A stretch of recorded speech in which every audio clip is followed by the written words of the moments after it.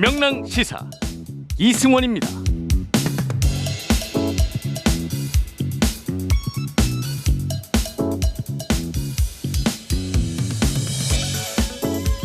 명랑시사 이승원입니다. 오늘은 선거방송 특집으로 꾸며봤습니다. 최초의 수작업 특집 방송, CG 같은 기본적인 방송 기술, 물론 전혀 없고요. 최저 제작비, 최소 인원으로 최단 시간 동안 준비한 선거 특집 방송입니다. 방송국 전체가요, 이 개표 공장에 올인하는 동안 저희끼리 조촐하게 마련해봤습니다. 덕분에 스튜디오도 구석진 아주 작은 방으로 쫓겨났고요. CG도 없고요. 카메라도 돌아가긴 하나 봅니다. 뭔가 좀 불안하긴 한데 어쨌든 돌아간다고 합니다. 하지만 내용만큼은 최선을 다해서 준비했습니다.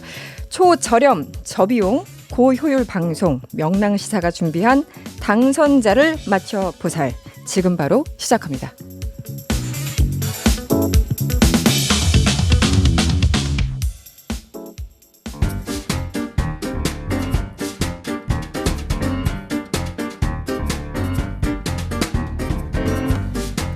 명랑시사가 준비한 4.7 재보궐선거 특집 방송 당선자를 맞춰보살 시작합니다.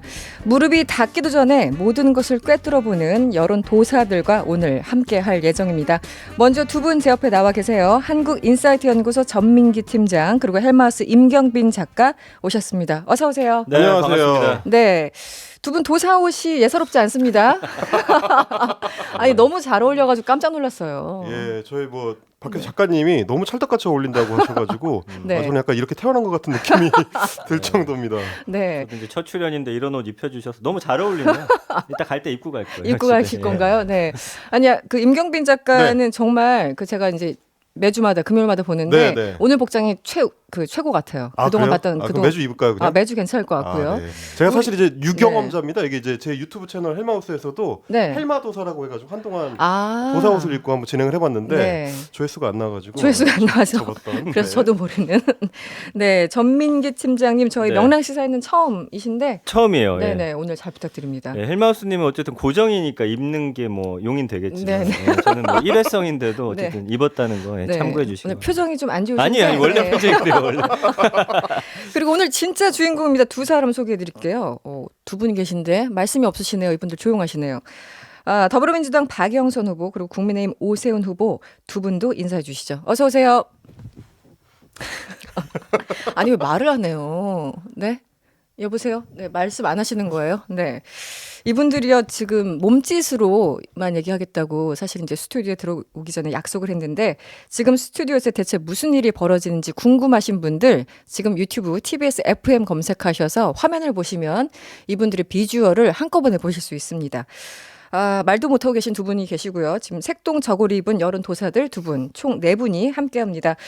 여러분의 의견도 항상 기다리고 있습니다. 무료로 이용할 수 있는 TBS 앱이나 짧은 문자 50원, 긴 문자 100원이 드는 샵 0951번으로 의견 많이 보내주세요. 네, 본격적으로 시작해보죠. 현재 투표율, 지금이 6시가 안 됐죠. 5시 반 좀 넘었는데 투표율이 어떻게 되죠, 헬마우스? 예, 지금 선거 투표 막바지로 가고 있습니다. 5시 현재 투표율이 지금 선관위에서 발표가 됐는데요. 서울이 지금 49.7%, 부산이 44.6%, 상당히 높게 나오고 있습니다. 네, 그러네요. 이 추세면 아마 8시까지 투표가 진행됐을 때 두 곳 모두 50% 투표를 돌파할 수도 있을 것 같고요. 지금 이제 각 구별로 보면 특히 이제 서울 같은 경우는 구별 투표율이 이제 최종 득표율하고 직결될 수가 있기 때문에 굉장히 주목을 많이 받고 있는데 오후 5시 기준으로 했을 때 가장 높은 지역이 서울 서초구입니다. 54.8%. 54.8%. 네, 그래서 야권 강세 지역이라고 하는 이제 서울 강남 3구가 대체로 높게 나오고 있는데, 강남구가 52.2%, 송파구가 52.1%. 반면에 이제 여권 우세 지역, 정세균 총리가 이제 지역구 국회의원을 지냈던 종로구 같은 경우, 그리고 이제 이낙연 지금 전 대표가 국회의원 하고 있죠. 51.5%. 51.5%. 상대적으로 좀 높은 편이고요. 여권이 전통적인 우세를 점하고 있는 이제 금천, 중랑, 관악 같은 지역들은 조금 낮은 편입니다. 지금 40% 중반대 투표를 나오고 있습니다. 그래도 진짜 그 역대 재보궐에서 50% 넘은 적이 없었잖아요. 그렇습니다. 네, 그런데 이번에는 확실하게 넘어갈 것 같네요. 네, 50%는 확실하게 넘길 것 같고, 그동안 이제 여론조사 전문가들이나 여야 각 당에서는 이제 결집력의 지표로 삼는 게 53% 네. 내외에서 어느 정도까지 더 올라갈 것이냐를 굉장히 주목을 해봤는데 네. 지금 봐서는 서울은 그 돌파 여부가 굉장히 주목할 수밖에 없는 상황으로 가고 있습니다. 네, 우리 전민기 팀장이 네. 이렇게 투표율 높아질 거라고 예상을 좀 어느 정도 하셨죠 이번에는? 네, 이번에 뭐 다 예상들이 이제 50%는 넘게 나올 것이다. 그리고 서로 이제 50% 넘으면 우리가 유리하다라고 네네. 하다 보니까 네네. 아무래도 뭐 지지층들이 결집하는 효과를 낸 것 같아요. 결론적으로 동상이몽이었는데 그렇죠. 누가 이제 결론적으로 50% 본인들이 이야기했는데 넘게 네. 나왔으니까 네. 결과 어떻게 나올지가 좀 굉장히 궁금하네요. 알겠습니다. 여론도사 지금 두 분을 모시고 예측을 빼놓을 수가 없습니다. 여론도사에게 물어봅니다. 오늘 그래서 투표율 몇 % 예측을 하시나요? 우리 헬마우스 임경미 저는 작가. 일단 서울은 그 막판에 더 표 결집이 일어날 것 같아서요. 특히 이제 퇴근 시간 이후에 여권이든 야권이든 아마 결집 투표가 일어나게 되면은 55%. 55%까지는 될 것이다. 네, 55%까지 될 것 같고. 네. 부산 같은 경우는 그보다는 조금 더 아마 이제 그 득표율이나 이런 게 야권에 좀 더 유리하겠다라는 인식들이 좀 있다 보니까 조금 덜해서 한 52% 정도. 둘 다 50%는 어쨌든 넘을 넘을 것이다. 것 같습니다. 예. 네, 전 팀장님 어떠십니까? 굉장히 자신감이 넘치시는데 네. 네. 저는 그냥 평균치로 내보겠습니다. 평균치로? 뭘 양쪽 너무 다 쓰리지 하기는 않겠다? 예, 한 54.7% 정도 나올 것 같아요. 그 정도로? 예, 네. 합해가지고. 알겠습니다. 저희가 이제 숫자로 물어볼 때는 두고두고 기록을 하겠다 이런 네. 의미입니다. 여러분들 나오실 때마다 예. 놀릴 수 있는 수치를 저희가 이제 항상 확보하기 위해서 굳이 물어봅니다. 좋습니다. 네, 이제 보면은 투표율이 이번에 50%가 넘어서 굉장히 높다 이렇게 말씀들을 해주셨는데 좀 기억이 안 나시는 분들도 많을 것 같아요. 역대 서울시장의 경우에는 선거 투표율이 어땠습니까? 서울시장 선거 투표율이 지금 60% 넘어섰던 거는 제1회 전국 동시지방선거가 치러졌던 1995년이 유일합니다. 95년, 네. 굉장히 이제 뜨거운 투표 열기를 보였었고 그 당시에 서울 같은 경우에 66.2%. 그러니까 거의 총선 수준의 그러네요. 투표율이 나왔었고요. 네. 그래서 이제 조순 민주당 후보가 당시 이제 1대 민선 서울시장이 됐었습니다. 그렇죠. 네. 그 이후에는 대체로 40% 후반대 그리고 이제 많이 나오면 50% 초반대 정도를 기록을 하다가 이 이제 회차가 거듭될수록 지자체장 선거의 중요성이 굉장히 부각이 되기 시작하면서 네. 2010년 기점으로 50%를 훌쩍 넘어서기 시작했습니다. 그러다가 최근 두 차례 2014년에는 투표율이 58.6%, 2018년에는 59.9%, 네. 거의 이제 60%에 근접하는 수준까지 올라왔습니다. 네. 지금 이제 재보궐이 아니라 본선거를 이제 본선인 말씀을 해주신 겁니다. 거죠. 네. 선거 결과 이제 분석해 보면은 진보나 보수처럼 어떤 특정 진영을 계속해서 이제 지지하는 곳이 있고 그 스위팅 보터라고 하죠. 왔다 갔다 하시는 이제 그런 분도 있는데 역대 서울시장 기준으로 봤을 때 선거 기준으로 봤을 때 족집게처럼 딱 맞추는 그런 구가 있잖아요. 그런 동네가 있잖아요. 네네네. 어디였습니까? 그런 지역들이 이제 총선하고 연계를 해서 같이 보시면 좀 재밌는데요. 네네. 뭐 강남 3구다 그러면 대체로 야권의 우세, 그러니까 보수 정당의 우세 지역이고, 뭐 금천이나 중랑이나 관악이나 이런 지역들은 대체로 민주당계의 우세 네. 이렇게 볼 수가 있는데 네. 중간 지역에 있는 구들이 영등포구라든지 양천구라든지 중구, 강동구 이런 지역들입니다. 이 지역들이 대체로 지방선거건 총선이건 흐름에 따라서 이 당선자가 갈렸던 그래서 여야가 거의 이제 번갈아서 하거나 이런 그 특성을 좀 맞추는 지역들이다 보니까 영등포구 같은 경우에 특히 8번의 지난 그 지역 선거 지방선거 중에서 무려 6번의 서울시장 당선자를 그래요? 거의 득표율이 근접하게 맞춘 네. 영등포구가 거의 이제 샘플이다라고 생각할 수가 있을 것 같고요. 그 외에도 이제 뭐 양천구, 중구, 강동구 같은 곳들을 뽑을 수가 있는데 특별히 이제 여야 한쪽이 이제 압도적인 우위를 점하지 못하는 곳들, 그래서 표차가 당선자가 나오더라도 표차가 굉장히 적게 나고 네. 선거의 어떤 쟁점이 네네. 심판 선거로 갔느냐 혹은 재신임 선거로 갔느냐 이거를 갈라볼 수 있었던 지역입니다. 네네. 지금 오늘의 투표율을 봐도 대체로 딱 중간 정도 나오고 있거든요. 네. 높게 나오는 평균치. 지역과 낮게 나오는 지역의 중간 정도. 그래서 영등포구가 지금 5시 기준으로 49.2%. 그래요? 양천이 51.6%. 네. 지금 낮은 지역은 40% 중반 정도 나오고 높은 지역은 50% 중반 정도 나오거든요. 딱 중간 정도가 나오고 있습니다. 알겠습니다. 지금 사실은 이제 헬마우스가 우리 도사님이 열심히 설명해 주고 계신데 저희 보이는 라디오를 보시는 분들은 내용에는 별로 신경을 안 쓰시는 것 같고 네. 비주얼에 많이 신경을 쓰는 것 같아요. 굉장히 중요하죠. 오늘 설날인가요? 네. 잘 어울려요. 뭐 이런 거. 설빔 느낌 느낌으로. 네. 내용이 너무 좋다. 이런 거는 아직은 문자가 안 왔습니다. 네, 알겠습니다. 지금까지 이제 분위기 파악이 좀 되셨습니까, 전민기 팀장님? 네. 이 옷과 스튜디오에 적응을 하셔야 아직 돼요. 얼떨떨하신 것 같아요. 아니에요. 이제 내용 좋게 하려고 준비하고 있었습니다. 네, 제가 이제 본격적으로 전 도사님한테 여쭤보도록 하겠습니다. 빅데이터로 보는 선거 이슈를 한번 살펴볼 텐데요. 깜깜이 선거라고 하잖아요. 여론조사 이제 결과 공표 금지하는 기간. 빅데이터 상에서는 박영선 후보 그리고 오세훈 후보 여기 지금 가면을 쓰고 계신 이 두 분, 이 후보들에 대해서 빅데이터가 어떻게 분석이 됐습니까? 그럼 이제 여론조사가 공표가 안 되기 때문에 지금 흐름이 어떻게 되겠나 궁금하실 거예요. 그렇죠. 근데 빅데이터라는 거는 이제 SNS 그다음에 뉴스 뭐 커뮤니티 뭐 이런 것들에 올라오는 글들이거든요.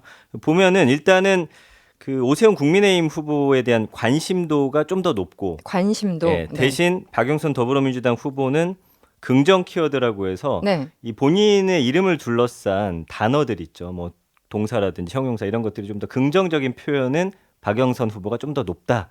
이렇게 지금 보여집니다. 지난 1년 언급량이 보시면 박영선 후보가 65만 건, 오세훈 후보가 161만 건 정도 작년 총선이 이제 있기 때문이고요. 근데 이게 어느 정도 양이냐면 유재석 씨가 1년에 한 40만 건 정도 언급이 됐더라고요. 그러니까 그거보다 좀 더 높은 수치죠.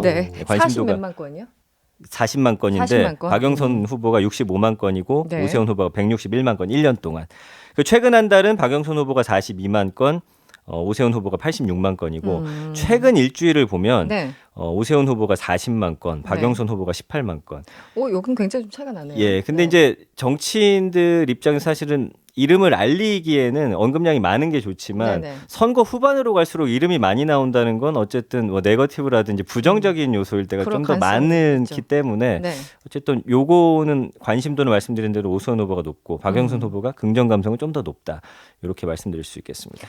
이제 이 사람을 떠올렸을 때, 이 이름을 떠올렸을 때 이제 긍정적인 이미지냐, 부정적인 이미지냐, 중립적인 이미지냐 여러 가지 이제 설명을 해주셨는데 이 언급 양 자체가 많은 날이 특정하게 있었을 것 같아요. 어떤 의혹이 터진다던가, 뭐 이런 특정한 날. 그 어떤 박영선 후보 같은 경우는 3월 30일인데요. 이제 서울시장 그 2차 토론이 있었죠, 후보자. 요때 이제 관심을 가장 많이 높게 받았고요. 2차 토론. 오세훈 후보는 이제 4월 5일입니다. 생태탕집 이슈 관련 언급량이 상당히 높게 나타나면서 이번 선거의 특징은 뭐냐면 두 후보 관련한 연관어 중에 공약이나 정책은 전무후무하다.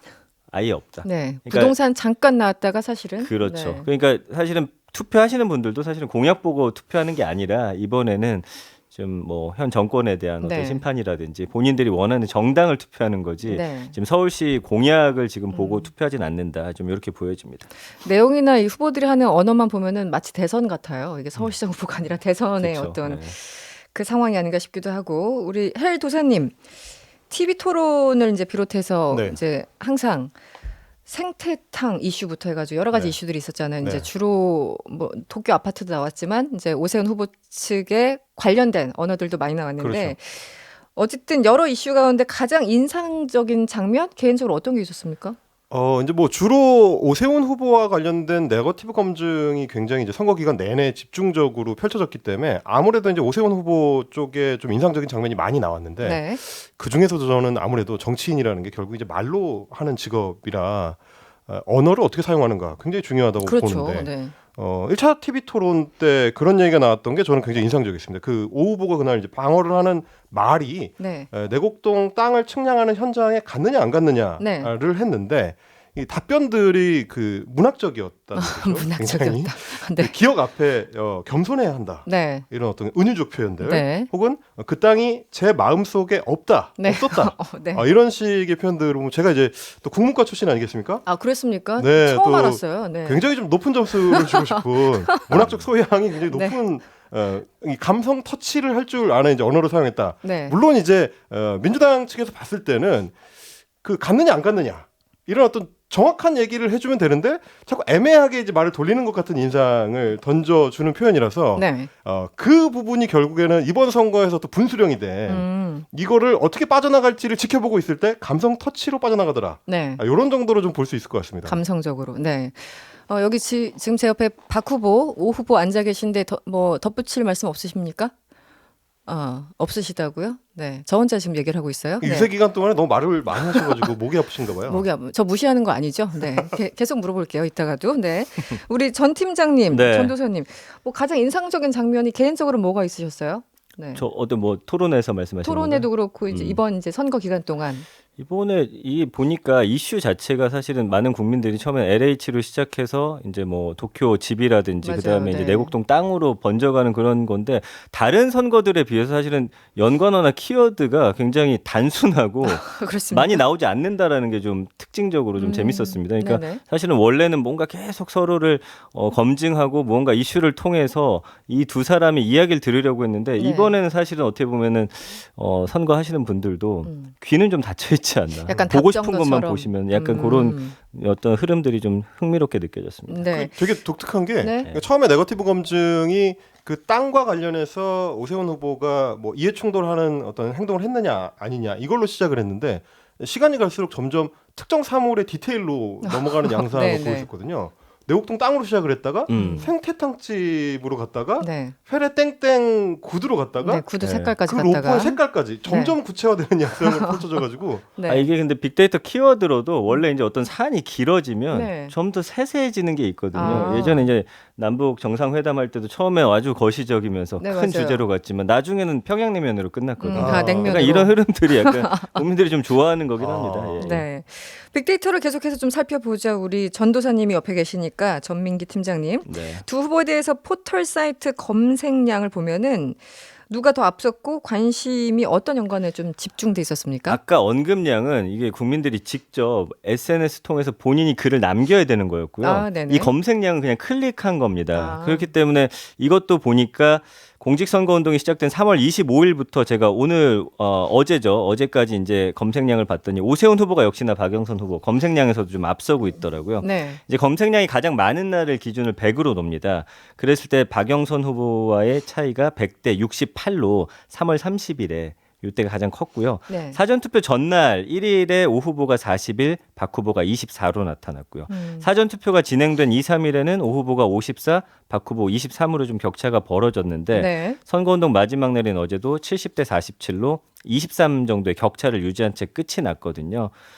근데 뭐 이런 온라인상의 관심이 뭐 호감으로 이어진다 이렇게는 좀 말씀드리긴 힘들 것 같아요. 네. 실제 아까 말씀해주신 대로 오 후보 관련 검색어도 뭐 백바지나 페레가 뭐 내곡동 땅 의혹에 집중이 돼 있는데 네. 원래는 뭐 흰색 페레가모였는데 이거는 이제 기자님이 잘못 들어서 잘못 들은 그런 거죠. 건데 네. 이게 수정 나는데 이런 것까지도 아주 디테일하게 네. 이런 쪽으로 좀 관심이 쏠리고 있다는 거 알 수가 있고요. 네. 아까 말씀드린 대로 한때는 그 박영선 후보를 추월한 그 키워드가 뭐였냐면 바로 생태탕이었어요. 그러니까 이게 과연 이번 선거와 네. 무슨 어떤 큰 연관을 지금 지으려신지 모르겠지만 어쨌든 사람들이 관심 받는 이슈는 이런 쪽으로 좀 쏠리고 있다 말씀드릴 수 있을 것 그러면 같습니다. 그 순간에는 기호 1번 생태탕 대 기호 2번 오세훈이 된 셈이네요. 그렇게 봐도 되겠죠. 예. 네. 이 감성어라는 표현도 쓰더라고요. 네. 이제 두 후보대에서 감성어, 긍정, 부정 반응을 좀 살펴볼 텐데 예. 먼저 감성어는 어떤 건가요? 아까 말씀드린 대로 뭐 키워드가 있습니다. 이승원이라는 키워드가 있으면 네. 사람들이 좋다 하면 네. 긍정 감성어고 아. 싫다 하면 부정 감성어. 네네. 뭐 잘 모르겠다. 네.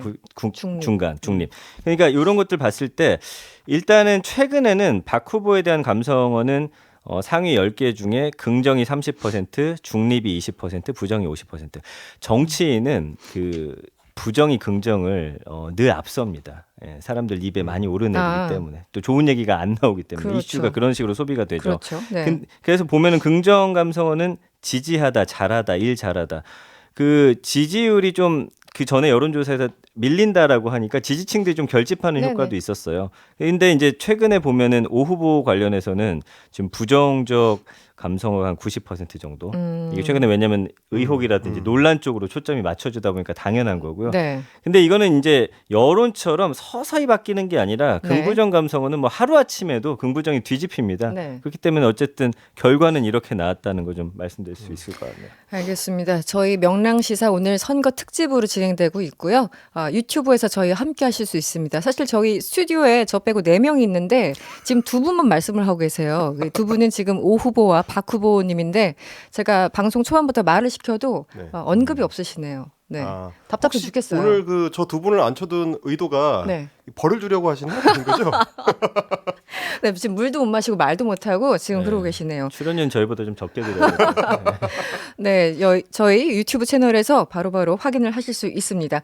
헬도사님, 이번 선거에서 사실은 20대 표심이 그렇습니다. 정말 휘청거렸다. 여러 가지 분석들이 있었잖아요. 2030 세대까지. 그래서 각 후보들 역시 2030 마음을 잡아야 된다. 여러 가지 공약들이 좀 있었어요. 이번에 캐스팅보트가 20대가 될지 또 실제 또 이 투표장에 가는 게 또 관건이잖아요. 네네. 어떻게 보십니까?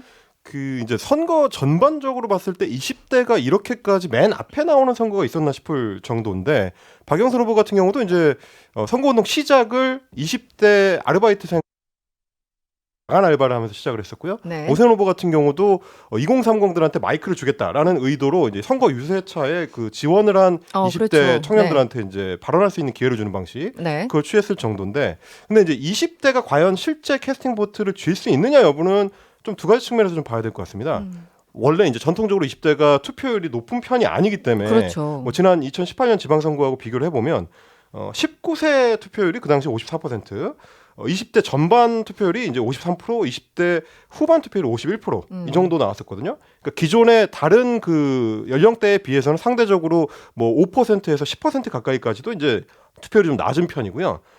투표자 중에서 어느 정도 비중을 차지하느냐를 봐도 20대가 좀 낮은 편입니다. 20대가 지난 2018년 지방선거 때 13.7%.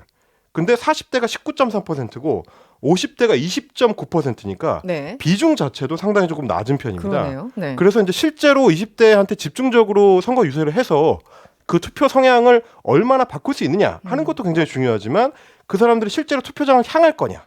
선거 의향을 바꾼 사람들이 투표장에까지 나갈 만큼 굳건한 지지층으로 이제 변모를 하느냐. 네. 이런 것까지 봤을 때는 아마 오세훈 후보 측에서 기대하는 것만큼 강력한 캐스팅 보트가 되기에는 숫자 자체가 그렇게 많지는 않다. 뭐 이렇게 봐야 될 것 같은데 다만 이제 이번에 각 후보 캠프에서 20대에 굉장히 집중을 했던 거는 일종의 그 신호였기 때문인 것 같아요.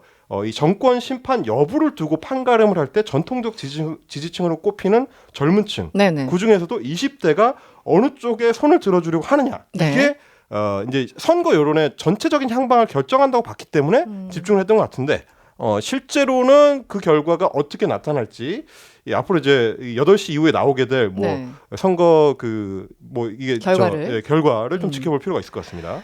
알겠습니다. 이번 선거에서 2030 세대 그리고 또 중요한 유권자가 중도층이란 말이 나오는데 사실은 이제 선거 때마다 중도층 혹은 뭐 무당층 이렇게 표현되는 이분들은 어떤 분들일까? 그리고 그동안 투표 성향은 어떤 걸까? 과연 투표장으로 나갈까? 여러 가지 이제 분석들이 있는데 사실은 아무도 모르는 것 같다는 생각도 들고요. 그렇죠. 예.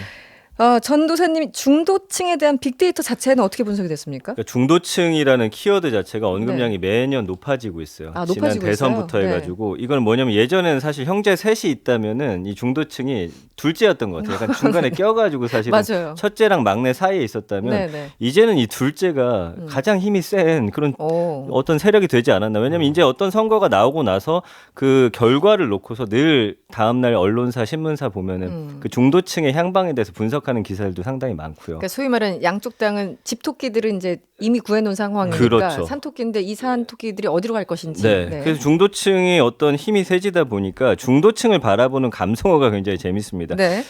이 중도층에 대한 감정을 전체 합산으로 봤을 때 싫음이 51%고 좋음이 14%. 이건 무슨 말이냐면 중도층이 나와 같은 생각을 갖지 않고 나와 같은 지지를 하지 않을 때는 이 분노나 싫음의 감정이 확 올라와 버리는 거예요. 그래요? 저 중도층 때문에 우리가 지게 생겼다. 이런 감정으로 요새는 그 적극적으로 지지하는 분들이 좀 바라보는 그런 좀 어떤 흐름이 좀 재밌게 보여집니다. 그래서 그냥 그런가 보다 이런 게 아니라 좀 짜증나. 뭐 약간 이런 거예요. 중도층이 왔다 갔다 한다고 생각을 하는 거예요. 그러니까 왜 우리 편을 들어주지 않느냐. 약간 이런 식의 감정. 그러니까 예전과는 다르게 어쨌든 중도층이 그 갖고 있는 그 표심이 굉장히 중요하기 때문에 이 중도층에 대한 감정이 뭐 압도적이다, 실망이다, 좋다, 지지하다, 분노한다. 굉장히 한 사람을 놓고서 나오는 사람들의 어떤 긍정적이고 부정적인 양극단의 감정이 확 솟아나는 게 말 그대로 감정이 생긴 거네요. 그렇죠. 예전과 좀 달라진 점이라고 봐야겠습니다. 알겠습니다. 빅데이터로 보는 4.7 보궐선거 서울시장 중심으로 살펴봤는데요. 오늘 빅데이터상의 감성어가 여러 번 언급됐어요. 뭐 나만의 감성어라고 표현을 한다면 뭐라고 표현을 하고 싶으신지 우리 후보님들께 예, 말씀이 없으시군요. 네, 저 굉장히 무시당하고 있어요. 30분 내내. 네. 헬두사. 네. 네. 저는 이번 그 선거 기간 동안 보니까 맵다. 맵다. 맵다. 이게 그러니까 최근에 사실은 우리 이제 음식 문화의 어떤 조류를 중요하게 형성하고 있기도 한데 네네. 매운 정도가 점점 심하다 보니까 네. 어떨 때는 좀 화가 날 때가 있어요. 음식을 먹었는데 네. 너무 매워가지고 아. 한 이렇게까지 맵게 만들 일인가? 맞아요. 그런 느낌이 드는 음식들이 가끔 있거든요. 근데 이번 선거 운동 기간에 양측에서 서로를 향해서 던졌던 말들이 네. 정도를 좀 넘어선다 싶은 말들이 너무 많다 보니까 네네. 이번 선거 기간은 너무 맵다. 이거 요리사 누구냐 이거 나와라. 물러달라라고 네. 하고 싶을 정도로 네. 그런 기분이 많이 들었다는 생각입니다. 저는. 예, 민심이란 게 그렇죠. 독일 아재님이 문자 주셨는데요. 헬마우스 잘 어울려요. 의상 가지고. 네. 박대리님, 유튜브 넘어갔네. 의상 이거 무엇? 이렇게 문자를 주셨습니다. 궁금하신 분들은 지금 유튜브 TBS FM 채널 검색해서 화면으로 확인하실 수 있습니다. 네, 여론도사로 활약해준 전민기 팀장은 오늘 여기서 보내드리고요. 오늘 감사했습니다. 네, 다음에 또 불러주세요. 네. 헬도사 헬마우스와 함께 2부 선거 특집 방송으로 다시 돌아오겠습니다. 잠시 후에 뵙겠습니다.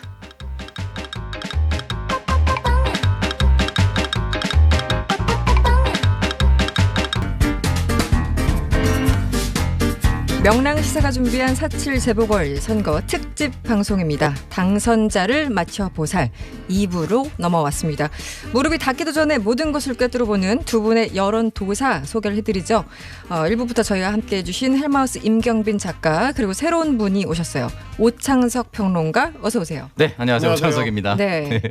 역시 잘 어울리는군요. 그러니까요. 네. 네, 두 분은 또 금요일날 항상 세트로 나와주시는 분이잖아요. 네, 저희 네. 방송에. 네. 네. 그 앞으로 잘 어울리는 양상이 조금 다른 것 같습니다. 양상이 조금 다르긴 네, 해요. 저는 약간 그 사이비 점쟁이 느낌이 난다면 우리 오평론가님은 찰떡같이 어울려가지고 약간 홍길동 동자 뭐 이런 느낌이 좀. 뭐라도 물어봐도 답이 나올 것 같아요. 네. 뭐든 잘 어울려서 다행이네요. 네.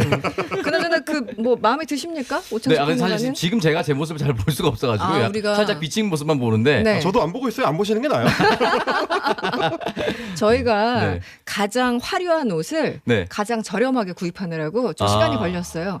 총 제작비가 55,000원 들었다고. 그래요? 굉장히 가성비가 높은. 네. 그러니까요. 가성비 너무 좋아요. 네. 연지원지까지. 우리 TBS가 이렇게 서울시의 지원금을 알뜰하게 쓰기 위해서 노력을 하는데 말이죠. 네. 네. 그러니까요. 정치권에서 그렇게 공격을 하고 말이죠. 그렇게 욕을 하시는 분들 많더라고요. 네. 하여튼 우리 제작비 55,000원. 네. 알겠습니다. 그리고 저희 옆에 두 분 또 계세요. 계속 이분들 앉아 계시긴 하는데 네. 이제 손을 조금 흔들어 주시네요. 아까 아. 손도 안 흔들었는데. 네, 그리고 더불어- 1부 때는 두 분이 저 이렇게 패널을 들고 계셨거든요. 네. 네네. 그래서 저는 이제 벌 받는 줄 알았는데 알고 봤더니 받침대가 있으시네. 맞아요.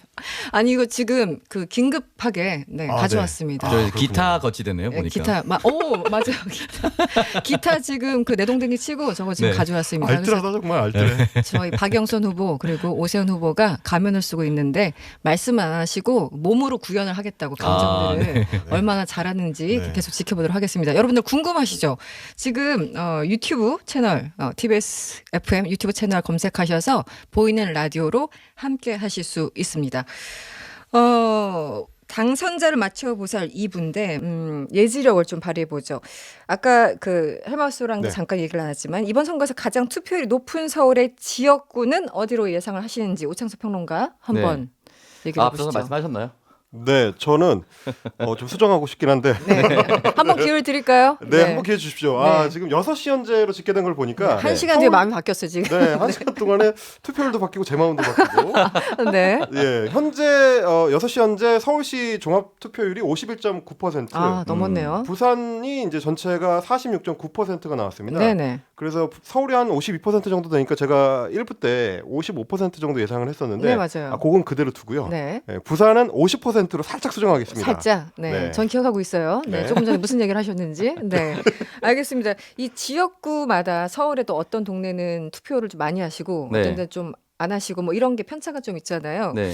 이번에 투표율이 가장 높은 서울의 지역구 어디로 예상을 하십니까? 아직 한 2시간 정도 남았는데. 1시간 전까지 오후 5시 기준은 이제 서초구가 제일 높았다고 나오더라고요. 네네. 54.8%고 최저가 금천이 44.1이었는데 44.1. 네. 저는 최종적으로 그래도 강남구가 가장 높지 않을까. 아무래도. 예, 소폭 높지 않을까라는 생각이 들고 2010년 지방선거였습니다. 이때 당시 한명숙 후보와 오세훈 후보가 맞붙었었는데 구가 여러 가지 나눴는데 다 비등비등했어요. 47.43 대 46.83으로 이제 선거가 결과가 끝났는데 네. 관악구, 강동구, 강남구, 송파구만 격차가 10% 정도 났습니다. 아, 그래요? 나머지 모든 구는 1, 2% 안으로 들어왔거든요.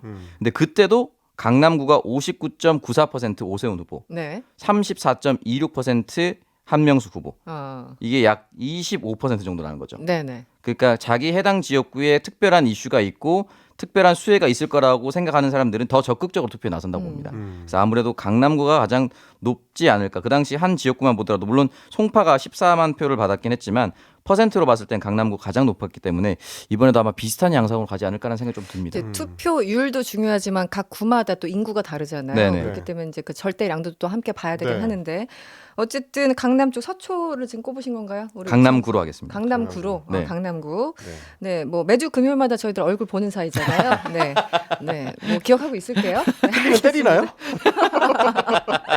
얼마나 애지력이 엄청나게 나빴는지 뭐 이런 것들을 계속해서 상기시켜드리도록 하겠습니다.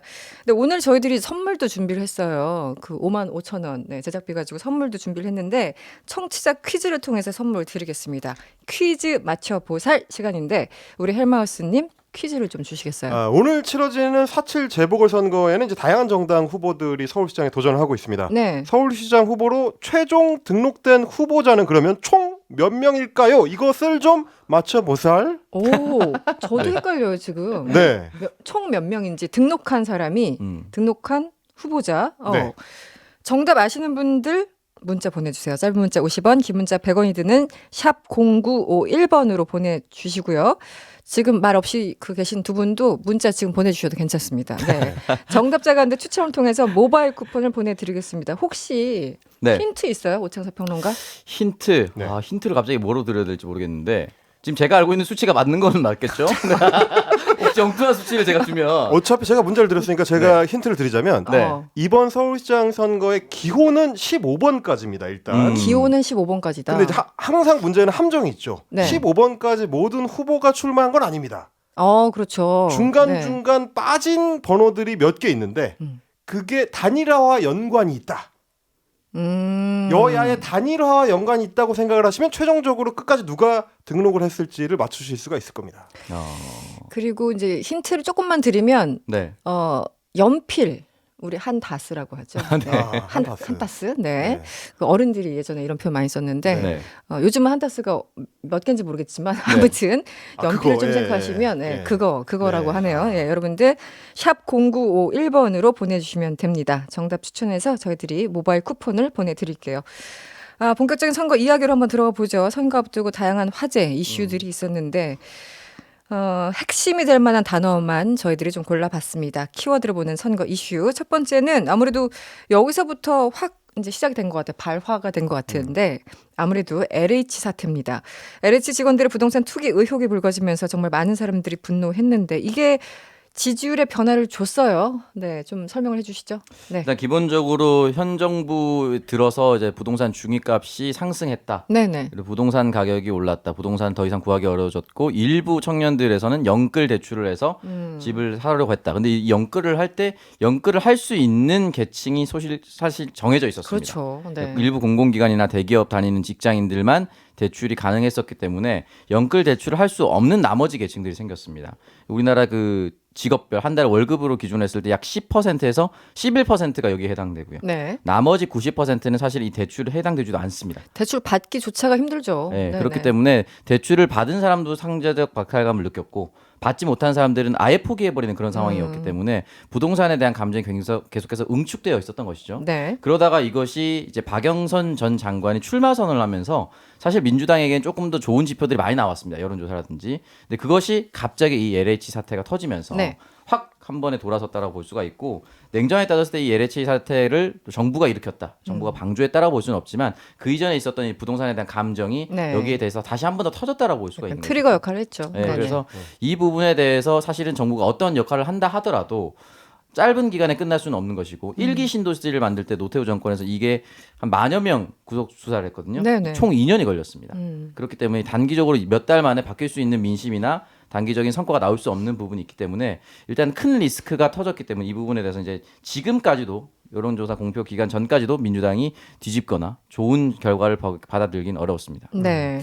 저희가 전체적으로 지금 선거판을 계속 이제 매주 저하고 오창석 평론가하고 같이 이제 읽어오면서 느꼈던 게 초반만 하더라도 네네. 선거의 쟁점 자체가 좀 각이 서 있는 상태였습니다. 네. 선거 초반에는 뭐 이제 야당이 제기하고 있었던 여당 심판론, 정권 심판론, 네. 그거와 이제 유능한 시장론, 장관과 국회의원 다선을 지낸 박영선의 유능한 시장론이 서로 맞부딪히는 양상이었는데 네네. LH 사태가 터지면서부터 급격하게 이게 허물어지고 특히 서울을 중심으로 해가지고 부동산 심판론으로 굉장히 좀 여론의 흐름이 딸려 들어가는 네네. 그러다 보니까 여권에서도 그동안에 이제 유능한 시장론을 일정 부분 포기하고 네. 부동산 정책에 대한 이 새로운 드라이브를 거는 양상으로 좀 바뀌어갔습니다. 그러면서 이제 내곡동 땅과 관련된 오세훈 후보에 대한 이제 네거티브 검증이 강하게 들어가는 것도 결국에 이제 부동산과 연결되는 모든 이슈가 부동산이에요. 그런 도쿄 거고요. 아파트도 뭐 나중에 좀 허무하게 끝나긴 했지만 어쨌든 그렇습니다. 부동산이에요. 네. 결국엔 다 맥락은. 부동산 얘기로 빨려 네. 들어가게 됐고 부산시장 선거만 하더라도 초반에 핵심 쟁점은 가덕도 신공항 이슈였거든요. 네. 근데 LH 사태 이후로는 역시 마찬가지로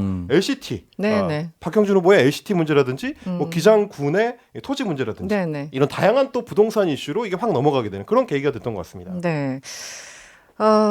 민심을 폭발시키는 일종의 기폭제 역할을 했는데 이후 계속해서 정부의 부동산 투기 뭐 근절 대책이 나왔어요. 이후 과정들은 어떻게 보십니까? 일단 전반적으로 여론에 큰 영향을 미쳤던 거는 초기 수사가 좀 미진했다라는 문제였던 것 같습니다. 3월 11일에 이제 정부가 1차 전수조사 결과를 발표했는데 그 당시에 투기 의심자가 20명밖에 안 된다. 네. 이런 결과가 나오는 바람에 중간 발표였긴 했습니다만. 그렇죠. 굉장히 이제 여론이 초반에 악화되는 그 계기가 됐었고 네네. 3월 30일에는 이제 특수본에서 발표를 한 게 국회의원 5명, 지방의원 26명, LH 직원 35명, 그리고 전 현직 공무원을 다 포함해서 한 94명.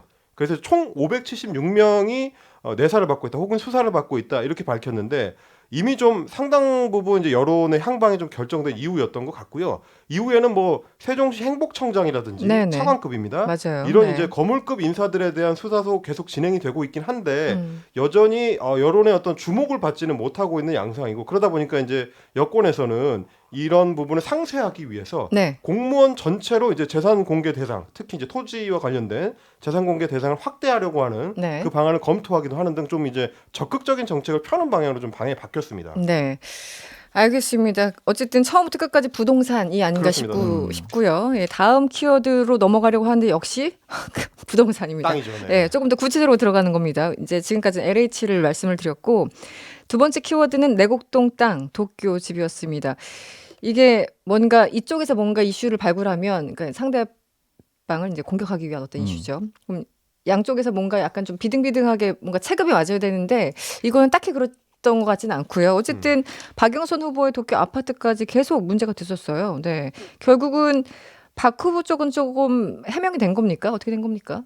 일단 처음부터 이 부분에 네네. 있어서 이제 박영선 후보의 남편이 도쿄에 가게 된 경위를 홍준표 무소속 의원이 밝히면서 그랬죠. 네. 일정 정도 이제 도쿄 아파트를 구매하게 된 경위는 좀 많이 밝혀졌다라고 볼 수가 있는 것이고, 다만 이 부분에 있어서 이제 뭐 대일무역 경제보복이라든지 네. 또 그 이전에 있어서 친일 프레임 같은 것들을 이제 일부 민주당 지지자들이 많이 가져 나왔었고, 누가 일본에 더 기대어 사는가 이런 이야기를 많이 했었습니다. 그래서 네. 사실 이제 친일 프레임이 기존에는 민주당이 이제 보수 정당인 국민의힘 측에서 하던 논리였는데 이걸 이제 반대로 가져오게 된 경위였고, 다만 중요한 것은 이제 이 부동산을 통해서 엄청난 차익을 챙겼다라거나 네네. 박영선 후보가 뭐 서울 시민에게 심각한 타격을 입혔다거나 보기엔 네. 좀 어려운 부분입니다. 이 부분과 다르게 오세훈 후보 같은 경우는 서울시장 재임 시절에 자신이 나서서 과연 셀프 보상을 한 것인가 아닌가, 네네. 이 부분 이제 총 처가의 땅 보상 금액이 36억 5천만 원이었는데 그 중에 일부만 약 4억 원이었고 세금 뭐 떼놓다 보니까 3억 얼마였다. 뭐 이런 식으로 해명을 했지만 중요한 것은 이 36억 5천만 원을 지정하는 데 있어서 네네. 서울시장이었던 당시 오세훈 시장이 입김이 작용했는가, 작용하지 않았는가, 이 부분이 계속해서 이제 논쟁이 이어져 왔고 지금까지도 논쟁이 이어졌는데 과연 그렇다면은 여기서 어떤 문건이 발견되고 그리고 국장이 어떻게 했는가 이렇게만 전개될 줄 알았는데 네. 땅을 보러 애초에 가지 않았다는 얘기를 하니까 네, 나중에 거짓말 프레임으로 계속 거짓말 프레임으로 이제 네. 완전히 바뀌어 버렸죠. 그래서 네. 거의 토지를 경작하던 사람, 네. 측량 팀장 그리고 그 근처에 있었던 식당 주인 그리고 네. 아들까지 나와서 오세훈 후보가 왔었다. 네. 여기까지 이제 번지게 된 거죠. 네. 지금 옆에 오세훈 후보 앉아 계신데 뭐 더 이상 하실 말씀은 없으신 거고요. 네. 고개를 네, 절레절레 흔드시네요. 네, 알겠습니다. 그 싫다는 건가요? 하실 말씀이 없다는 건가요? 네, 알겠습니다. 이분 있으나 말은 하기 싫다. 뭐 거의 이런 분위기로 알겠습니다. 손이라도 좀 흔들어 주시죠. 네. 네, 저렇게 겸손하게 또 손을 흔들고 계시는 우리 두 후보님들 계속 말씀을 안 하고 계십니다. 이번에 이제 네거티브라고 야당에서 공격을 하니까 여당에서는 뭐 이낙연 전 대표나 이런 분들은 네거티브가 아니라 검증이다. 공직자를 검증하는 것은 당연한 거지. 네. 이렇게 이제 반박을 했어요.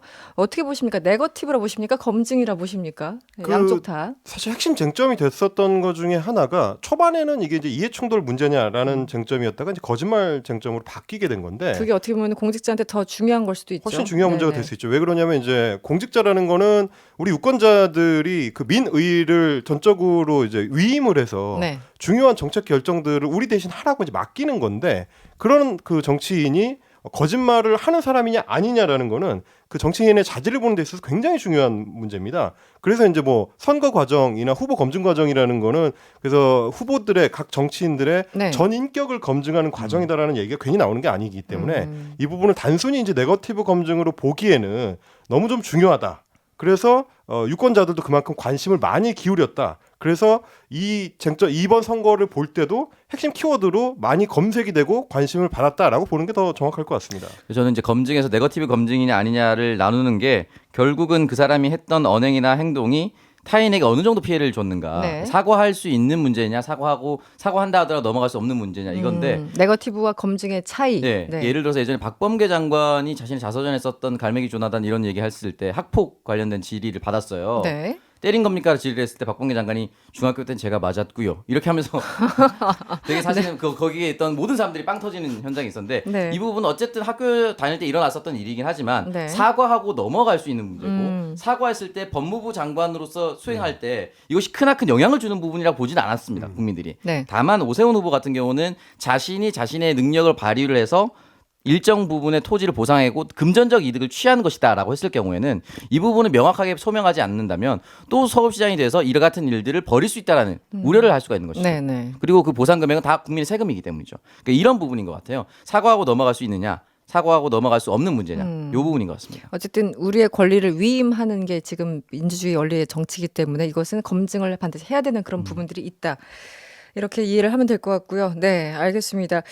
네거티브인지 검증인지 유권자들이 알아서 판단을 하고 계실 것 같습니다. 세 번째 키워드로 넘어가 보죠. 세 번째 키워드는 단일화입니다. 이번에 사실은 이제 야권 흥행 성공 이유가 단일화이기도 했는데 이번 전반적인 단일화 과정 어떻게 보였습니까?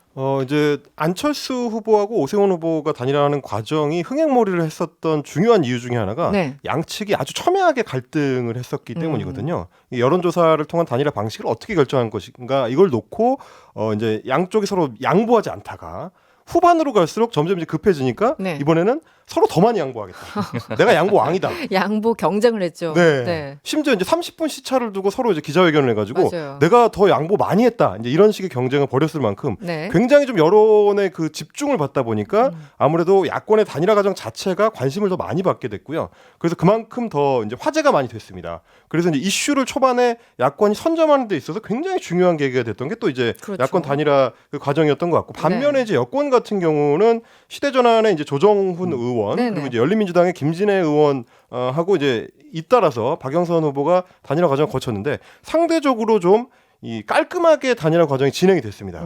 그러다 보니까 상처는 서로 덜 받았는데 오히려 여론의 주목은 야권에 비해서 좀 덜했던 그런 좀 양가적인 측면이 있었던 단일화 과정이라고 할 수 뭐 있겠습니다. 갈등 자체가 문제가 아니라 이제 사람들의 주목도 드라마도 너무 네. 이렇게 쉽게 끝나면 재미가 없잖아요. 그렇죠. 뭐 드라마틱한 그런 부분들이 네. 있어야 되니까 갈등 요소라는 게 정말 이번에 야권 단일화에서는 있었던 것 같아요. 네. 집중도를 높이는. 갈등 요소도 있었고 저는 단일화는 역시 체급이 큰 사람들끼리 맞붙어야 이슈가 된다는 게 느꼈어요. 아, 그렇죠. 솔직히 네. 말씀드려서 시대전환의 조정훈 의원과 열린민주당 김진애 의원이 인지도에 비해서 체급이 높다고 보기는 어렵습니다. 그렇기 때문에 사실 누가 보더라도 누가 이길 거라는 게 이미 정해져 있었던 결과고 네. 오히려 그러다 보니까 공약 결합은 잘 됐어요. 네. 근데 공약 결합은 잘 됐고 안철수 후보와 오세훈 후보는 체급은 비슷하고 네. 근데 공약은 뭘 결합했었지? 어떤 얘기를 나눴었지? 맞아요. 네. 이런 건 하나도 기억에 남지 않습니다. 네. 그러다 보니까 결국에는 어떤 사람과 단일화를 하느냐 이게 가장 큰 포인트였던 것 같습니다. 단일화 어쨌든 야권에서는 성공한 어떤 하나의 스토리였고 특히 이제 보통 그러니까 민주당이나 이제 정의당 이쪽에서 했던 게 보통 단일화인데 그렇죠. 이제 보수 당에서 했기 때문에 조금 더 집중도를 높이는 게 아니었나 이게 사실 싶습니다. 두 가지 드라마적 요소가 다 있었어요. 네. 안철수 후보 같은 경우는 그동안 단일화하면 뭔가 막판에 잘 안 됐었던 이미지가 있는데 음. 이번에는 성공하는 드라마가 하나 만들어졌고 아주 적극적으로 다니고 계시죠. 네. 그렇습니다. 오세훈 후보 같은 경우도 초반만 하더라도 나경원 후보에 비해서 약할 것이다라고 했는데 네, 연속으로 역전극을 벌였던 거 맞아요. 그게 또 역전극. 드라마적 요소로 더해졌습니다. 네. 저희들 문자를 많이 보내주고 계신데요. 역시 비주얼 얘기입니다. 유튜브에서 저희들 유튜브로 확인하실 수 있습니다.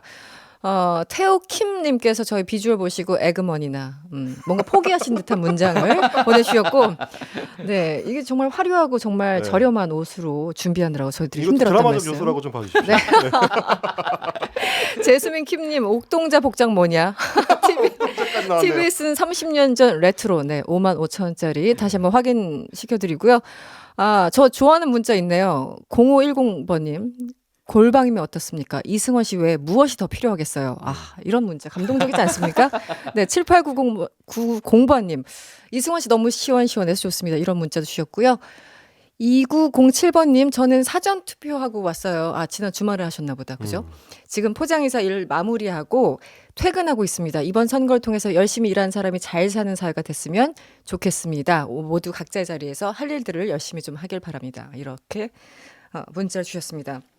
저희 아까 헬마우스님이 퀴즈 주셨잖아요. 다시 한번 좀 상기시켜 드릴까요? 이번에 서울시장에 도전한 최종 등록된 후보자는 몇 명일까요? 저희가 퀴즈 드렸고 샵 0951번으로 보내주시면 저희가 추첨해서 선물을 보내드리겠습니다. 그리고 이제 아까 힌트가 뭐였죠? 연필 한 다스. 네, 연관 검색어로. 네. 이게 네. 지상파 방송이라 좀 정정해드리자면 영어로 하면 이제 원 더즌. 원 더슨. 알겠습니다. 지금 4.7 재보궐선거 특집 명랑시사 이승원입니다. 함께 하고 계시고요. 저희 당선자를 누가 될 것인가 뭐 이런 거는 조금 힘들고 어쨌든 지금까지 어떤 선거 과정들 좀 되짚어 봤는데 오늘 투표율 다시 한번 정정할 기회도 드릴 겸 해서 다시 한번 이제 투표율을 조금 말씀해 주시죠. 네. 마지막 기회입니다. 제가 먼저 하는 게 좀 유리할 것 같습니다. 네. 서울 같은 경우는 저는 일단 54%로 네. 1%포인트 약간 낮추겠습니다. 네, 54%. 약간 낮추고. 네. 예, 그 정도로 보고요. 이제 부산 같은 경우는 50%. 50%. 네, 이렇게 좀 잡아보겠습니다. 더 이상 기회 없어요. 그리고 네. 오창석 평론가? 저는 서울 56, 부산 50으로 하겠습니다. 네, 그렇게 결정을 했고요. 네. 확실하게 기록을 하겠습니다. 네, 당선자를 맞춰 보살 특집 함께하고 계시고요. 잠시 후에도 계속됩니다. 지금까지 오창석 평론가 헬마우스 임경빈 작가였습니다. 고맙습니다. 감사합니다. 네, 잠시 후에도 계속됩니다. 잠시 교통정보 듣고 돌아오겠습니다.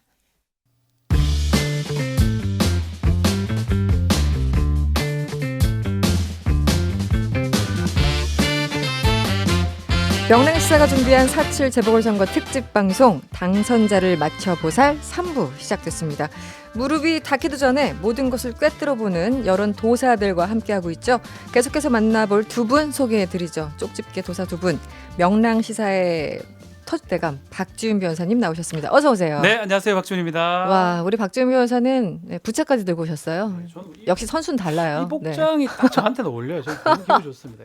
네. 평소에 그 정장보다 이게 훨씬 더 어울리고 귀엽습니다. 많은 방송에서 이런 복장으로 많이 나간 적이 있어서 그런지 좋습니다. 네, 지금 박지훈 변호사의 귀여운 모습 보고 싶으신 분들은 유튜브 채널, TBS 유튜브 채널에서 보이는 라디오로 함께 하실 수 있습니다. 그리고 찐 여론 도사죠. 정말 네. 오랜만입니다. 배종찬 인사이트 K 연구소 소장도 함께합니다. 어서 오세요. 아니 근데 어서 오고 말고 네네. 지금 옷이 터질 것 같아요. 아니 터졌어요 이미. 박지훈 변호사가 입고 있는 옷이 원래 제 옷인데 네. 이게 대우를 해도 이게 부채만 큰 걸 주시고 옷은 우리 상암 초등학교 학생 옷인가요? 이게 옷을 아니. 네. 남들이 입었을 적에는 굉장히 여유 있었는데 우리 배 네. 소장님이 입으니까 아니 아예 지금 잠기질 않네요. 머리띠는 완전히 그냥 머리가 터지라고 너무 꽉 묶었고 옷은 지금 터질 지경이에요. 덩치도 저도 만만치 않은 상황이. 아니 이거 이제 그렇죠. 유튜브에 나오면 이게 인생 사진 될 것 같은데요. 네, 유튜브에서 두 분 계시니까 유튜브 화면이 넘쳐요 지금. 네, 유튜브로 보니까 화면상에 다 안 들어가고 계십니다 두 분이. 조금 더 같이 모여 앉으셔야 되는 건지 모르겠습니다만 어쨌든 오늘 활약해 주세요. 한 25분만 참으시면 그 옷을 네. 벗을 수 있습니다. 아니 숨을 못 쉬어야 될 것 같아요. 지금. 알겠습니다. 8시 투표 종료까지 이제 그래도 좀 시간이 남았죠. 1시간 반 정도 남았는데요. 박준 도사님. 네. 6시 기준 투표 나왔습니까? 네, 집계가 됐습니까? 18시 기준으로 네. 서울은 51.9%고요. 어, 부산은 46.9%입니다. 그렇군요. 이대로라면 51.9%. 네. 55%는 충분히 넘지 않을까 서울 같은 서울 경우는. 기준 예, 지금 그렇게 보입니다. 51.9% 예, 6시 예. 기준. 네. 박 도사님 보시기에는 55는 넘을 수 있을 것이다. 서울 이런- 기준으로 55%는 넘을 것 같습니다. 네, 우리 배종찬 도사님께서 어떻게 보고 계십니까? 글쎄 아무래도 제 부채가 더 크잖아요. 네, 박지원 변호사보다는 박지원 변호사 이야기가 안 네. 맞아. 안 맞아요. 55% 되기보다는 54.99%. 54.99%. 그렇죠. 살짝 네. 앞에 지금 두 후보가 다 계시네요. 지금 두 후보, 제가 인사를 좀 못 드렸군요. 어. 박영선 후보와 오세훈 후보가 옆에 앉아 계신데 네. 아까는 말없이 손도 안 흔들고 계시다가 이제 좀 적응이 되셨나 봐요. 이제 손도 흔들고 막 주먹도 휘두르고 이러고 계세요. 네네. 네. 여러분들 궁금하신 분들은요. 지금 유튜브 채널에서 확인하실 수 있습니다. 모두 5명이 앉아 있어요, 지금. 그러면 탕 생각이 나네요. 그렇게 되면 안 되는데. 네. 그래서 54.99%. 네. 약간 살짝 못 미칠 것 같아요. 그래도 0.01은 조금 그렇지 않습니까? 조금 더 그냥 다시 분류하는 한번. 것 같고 사실은 네. 이제 퇴근 시간이거든요. 네, 이제 퇴근 자기 시간이죠. 주소지 가서 찍어야 됩니다. 약간 더 올라갈 가능성이 있기 때문에 55% 넘을 것 같아요. 네. 네, 저는 55%는 못 넘는다. 못 왜냐하면 이게 아슬아슬하게 못 넘는다. 사전 투표가 없을 때는요. 네. 전국 동시 선거의 경우에는 오후 6시까지, 재보궐선거는 8시. 이때 마감 효과가 있어요. 맞아요. 우리도 공부 안 하다가 시험 전날 공부해. 전날 벼락치기. 굉장히 공부하죠. 네. 네. 그래서 이게 마감 효과라는 게 나쁜 게 아닙니다.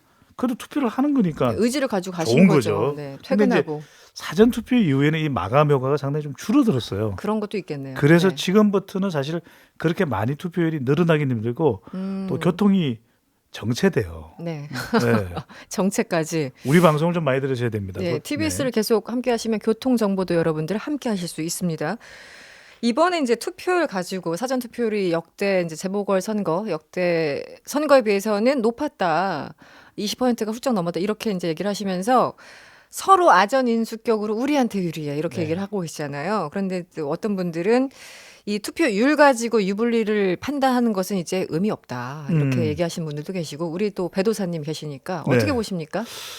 그러니까 사실 이게 투표율이 지지층이 나와서 투표하는 게 중요한 거지 전체 투표율이 어떻게 되느냐에 따라서 유불리를 나누면 그럼 제 이름을 배유리로 하지 왜 배불리로 하겠어요. 근데 또 사람들 네. 저를 좋아하니까 네. 배불리 그러더라고요. 벌써 네. 팬분이 아까 문자 주시긴 했습니다. 우리 배종찬 네. 소장님. 그래서 네. 이제 전통적으로 보면 사전 투표는 그래도 민주당 지지층들이 투표를 많이 한다. 그래도 과거에 예. 이제 이거 패턴을 우리는 보면 이전에 이제 여론조사 그 사전 투표율에 대한 분석이니까. 네네. 그게 왜냐하면 20대, 30대, 40대 또 화이트 칼라 사무직의 경우에는 본 선거일 날보다는 물론 이제 그날은 뭐 전국 선거의 경우에는 공휴일이긴 합니다만 그래도 이번 경우에는 재보궐 선거는 오늘이 공휴일이 아니었거든요. 그렇죠. 그래서 더 많이 했고 미리미리 가서 네. 예, 본 선거일에는 또 보수 성향의 유권자들이 투표를 많이 한다고 보면 서로 유불리를 어느 한쪽만 가지고 따지기는 어렵다고 봐야 되겠죠. 그렇습니다. 이번에는 네. 뭐 이게 투표율이 높을 때 누가 유리하다, 진보층 유리하다, 뭐 보수층 유리하다 이볼 필요는 없을 것 같고요. 저는 또 눈에 좀 띄게 보이는 부분이 네. 강남 3구가 좀 높다라는 거. 그렇더라고요. 네. 강남 3구 1, 2, 3등, 양천구가 4등입니다. 아. 전통적으로 보수층이 좀 많다고 알려진 네네. 지역이거든요. 그렇죠. 그거는 아마 지금 좀 반영되는 상황이 아닌가. 오세훈 후보한테 조금 그런 부분은 유리한 측면이 네. 있다라는 생각이 듭니다. 아까부터 말없던 이 오세훈 후보가요. 네, 주먹을 불끈불끈 쥐고 무서워 네. 죽겠어요. 네, 옆에서. 네. 오세훈 후보가 하얀 옷을 입었네요. 네. 하얀색 상의를 넥타이. 입었네요. 예. 네. 박영수 후보도 손 한번 흔들어 주시고요. 네, 감사드립니다. 말을 안 해가지고 제가 힘들어요. 4월 1일 이후부터는 여론조사 공표 금지 기간이었잖아요. 그래서 소위 말하는 이제 깜깜이 선거라고 표현하는데 저는 사실 이 표현을 좋아하진 않습니다만 배도사님 그동안 이제 여론조사 추이라는 게 있잖아요.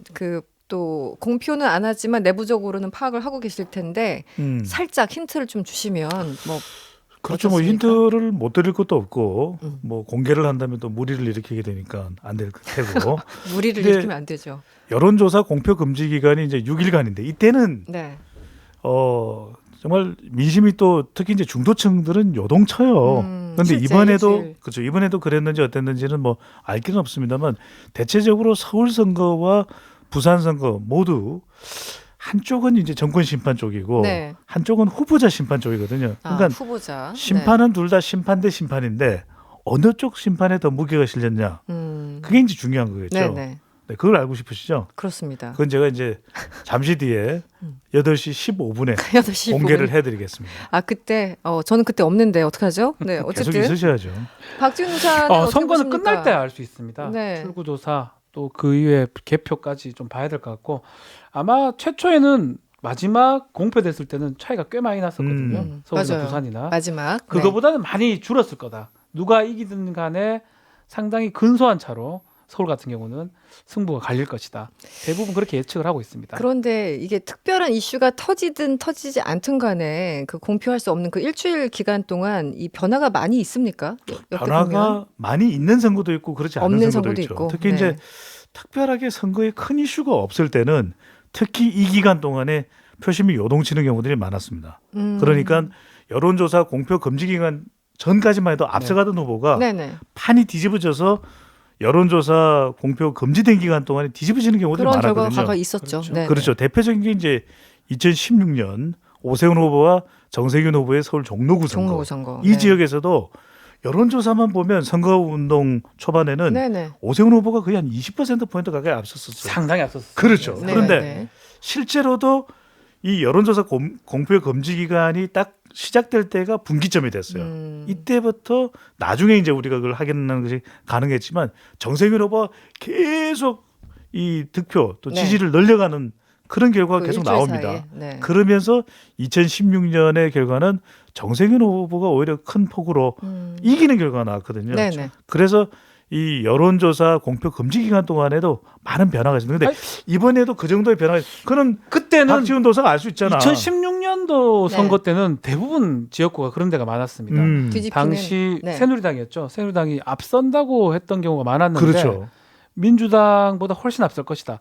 과반 이상 플러스 알파해서 180석 정도 될 거다고 예상했는데 뚜껑을 열어보니까 122 대 121, 뭐 한 석 차이로 민주당이 이긴 결과가 있었거든요.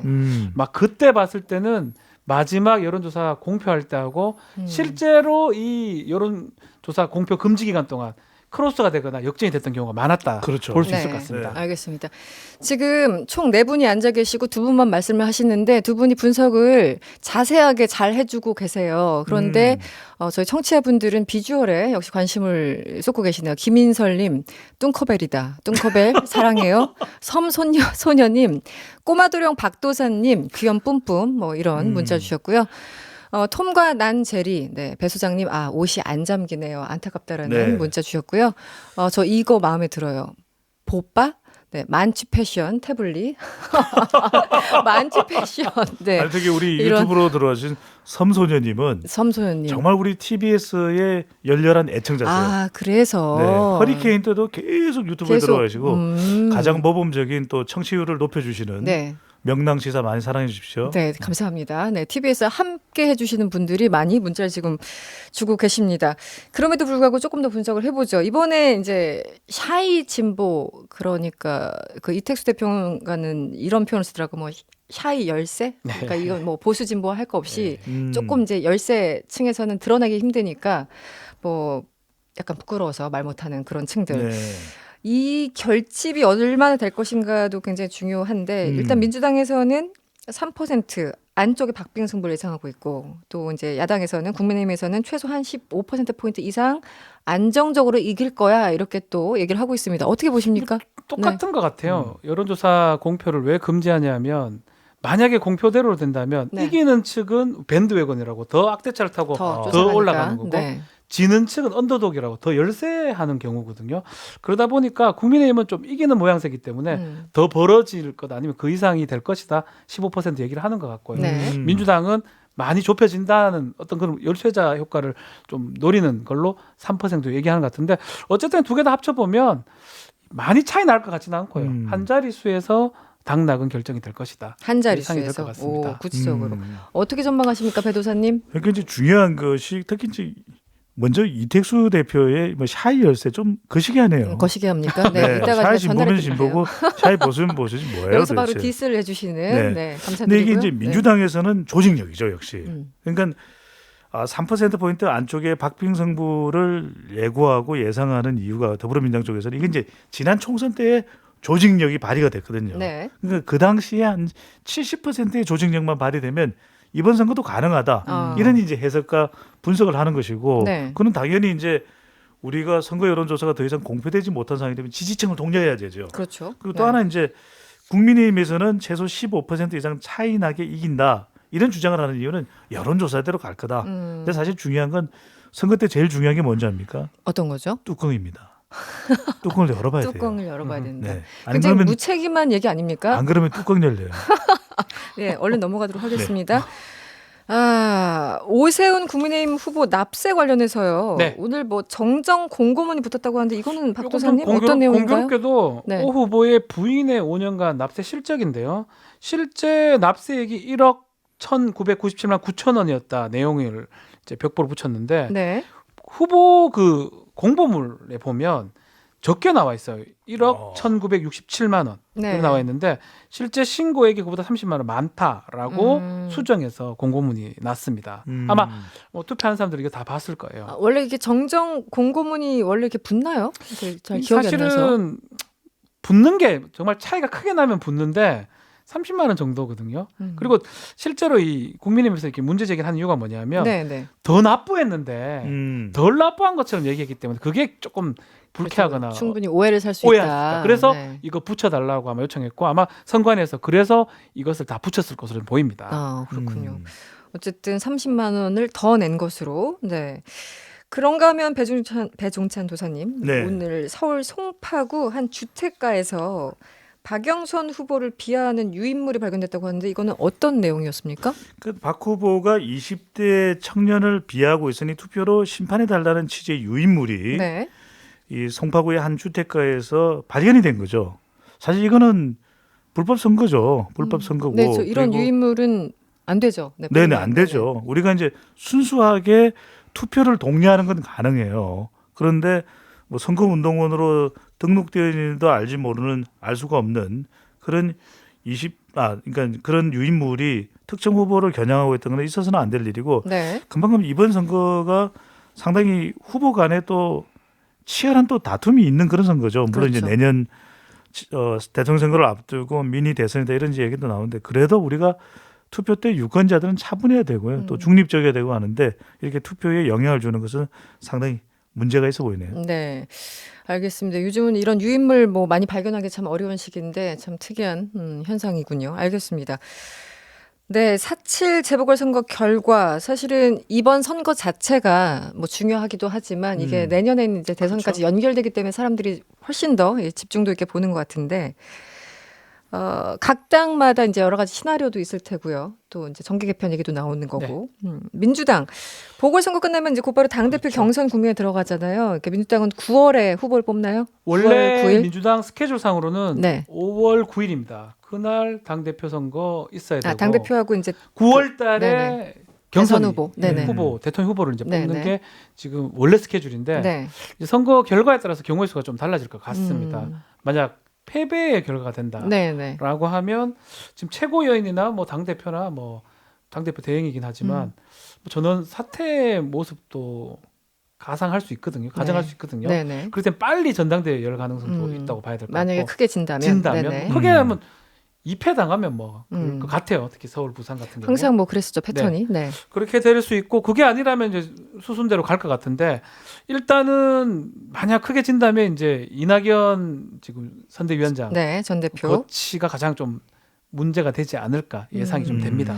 민주당 바빠요. 당 대표 경선도 있고 이제 그렇죠. 9월에는 이제 그 대선 후보 결정해야 되고 여러 가지 일정들이 있는데 민주당 어떻게 앞으로 좀 시나리오를 작성해 주시면 어떻습니까? 저는 박도사하고 조금 생각이 다른데 어떻게요? 네. 중요한 게 이제 당 대표를 누가 선출하냐도 중요하겠지만 네네. 또 비상체제로 가느냐 어떠냐 아직 선거 결과가 나온 건 아니니까. 근데 더 중요한 것은 우리가 가만히 보면 아직 결과가 발표되지는 않았지만 이번 선거 기간 내내 이 여당이 힘들었던 이유는 대통령 지지율이 낮은 거예요. 그러니까 2018년에 대통령 지지율이 지방선거 때 70%. 네, 높았죠. 그리고 지난해 4월 15일 국회의원 선거 때 대통령 지지율이 60%예요. 그러니까 300명의 국회의원 수를 대통령의 지지율 60%로 곱하면 네. 180명이에요. 아, 그렇군요. 네. 네. 아주 크게 놀라지는 않으시네요. 네, 적당히 놀랍니다. 저는. 네. 그런데 중요한 건 지금 문재인 대통령의 네. 중도층 지지가 지금 이탈이 돼 있는 상태고 네. 지지율을 끌어올리는 것이 더 중요하거든요.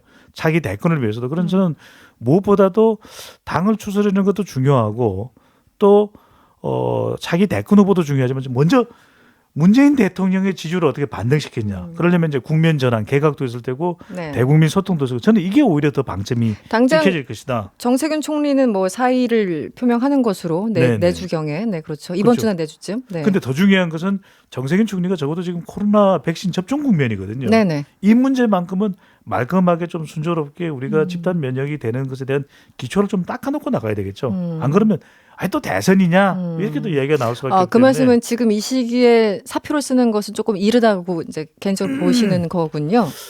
이 배도사 박도사 이야기를 또 정세균 총리가 저는 듣나요? 배도사 말이 이제 옳은 측면도 있지만 네. 선긋기 지금. 예, 네. 뭐 저는 좀 또 정세균 총리 입장에서는 네네.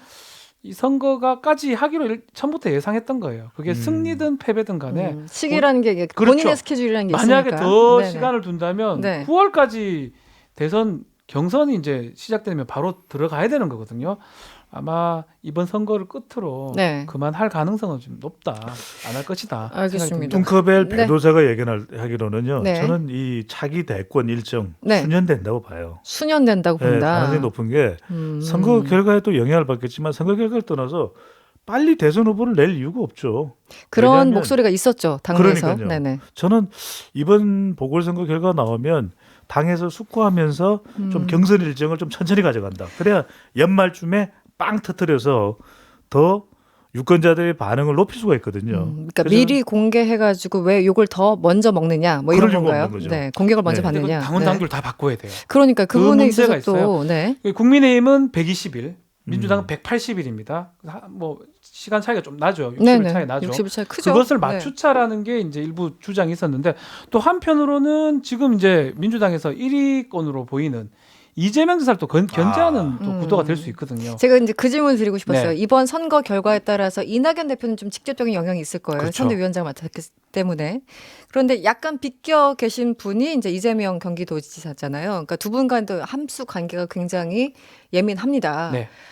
같이 엮어서 좀 분석을 해주시면 어떻습니까? 이재명 도지사는 그래도 조금 가볍나요, 몸이? 이재명 네. 지사는 뭐 이렇게 표현하면 좀 그렇지만 네. 요 선거판하고 좀 동떨어진 그렇죠. 약간 모양새입니다. 그렇죠. 그런 게 뭐 있죠. 본인의 어떤 바람 이런 거 떠나서 네, 네. 그 구도상 봤을 때는 지든지 이기든지 크게 뭐 상관이 없는 아니 뭐 그렇게 말하면 좀 이상한데 네, 네. 민주당 그러니까 소속이기 거리가 때문에 있는. 네. 이제 그걸로 봤을 땐 그렇고 오히려 직접적 당사자는 이낙연 위원장이죠. 그렇죠. 이낙연 위원장은 만약 진다면 뭐 거치까지 생각 좀 해야 될 상황이고 이긴다면 일약도 팍팍 올라갈 수 있는 가능성이 있는 거기 때문에 그 가능성으로 봤을 때는 이재명 지사는 이 선거랑은 조금 떨어져 있고 네. 이낙연 대표, 이낙연 위원장은 상당히 밀접하다. 직접적인 어떤 책임에 위치해 있다. 저하고 또 네. 생각이 다르네요. 어떻게 다릅니까? 이 말씀 반드시 드려야 돼요. 아니 서울이 경기도에 붙어 있어요. 결국 거리가 멀지 않죠. 가까이 있다. 아 그럼요. 네. 가까이 하기엔 너무 먼 서울이죠. 그래서 네. 서울의 죄송합니다. 결과에 따라서 뭐 이낙연 전 대표에도 영향을 미치겠지만 서울시장이 만약입니다. 아직까지 모르니까 네. 국민의힘이 된다. 얼마나 신경 써요. 알겠습니다. 마지막 질문인데 네.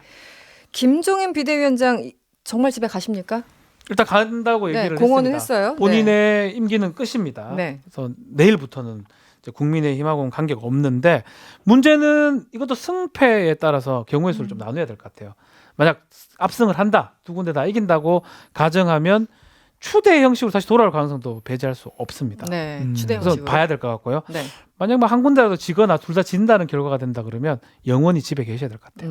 그렇군요. 네. 저는 짧게 코멘트 결과가 해주시면. 어떻든 간에 돌아올 네. 수밖에 없다. 돌아올 수밖에 없다. 집에 가면 심심해요. 심심하다니까요. 집으로 많은 분들이 찾아가지 않을까요? 여의도가요. 네. 정당 사무실이 재밌어요. 아, 그렇군요. 못 떠난다. 냉정하다. 네. 네. 알겠습니다. 여러분들 지금 투표는 계속 진행 중이고요. 8시까지 투표를 하실 수 있습니다. 네, 명랑식사에서 준비한 4.7 재보궐선거 특집 방송 당선자를 맞춰 보살 순서는 여기까지 하겠습니다.